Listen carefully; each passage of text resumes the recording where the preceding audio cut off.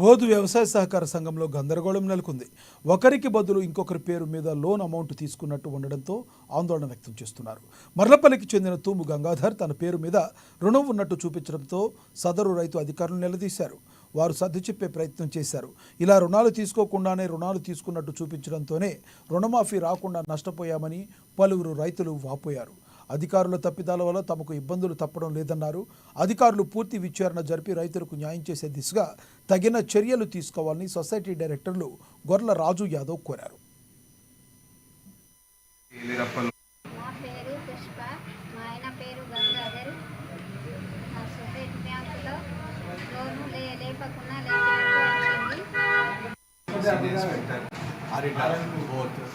DCO साहब instruction दिए कि ये बहुत में ऐसा प्रॉब्लम्स है जो इसका वेरीफाई करके इंक्वायरी रिपोर्ट जो बोले आज मैं पूरा वेरीफाई लेटेस्ट वेरीफाई करके इंक्वायरी रिपोर्ट डीसीओ को दे रहा हूँ.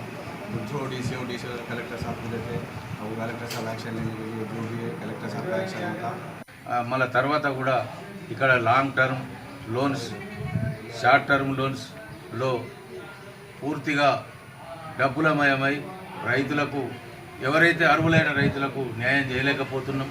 మరి అందుకొరకని మేము జిల్లా కలెక్టర్ గారిని డీసీఓ గారికి మరి విజ్ఞప్తి చేస్తున్నాం. మా బోత్ మండల సహకార సంఘంలోని సభ్యుల తరఫున మరి బోత్ రైతుల తరఫున ఏమంటే మరి తక్షణమే వారిని విధుల నుండి తొలగించి మరి కొత్త వారికి అవకాశం ఇస్తే మరి ఈరోజు రేపు రానున్న రోజుల్లో సహకార సంఘం అభివృద్ధి పథంలోకి పోతుంది. ఇది మరి ఎల్టీ లోన్లలో అయితే 10,000 20,000 తీసుకొని రుణం మంజూరు చేయలే. ఇప్పుడు నా పక్కకే ఉన్న సోదరిమణి పాపం ఆమె లోను లేకున్నా లోన్లో ఆమె వాళ్ళ భర్తది మరి పేరు రావడం మరి ఇటువంటి ఇంకా ఎన్నో ఉన్నాయి.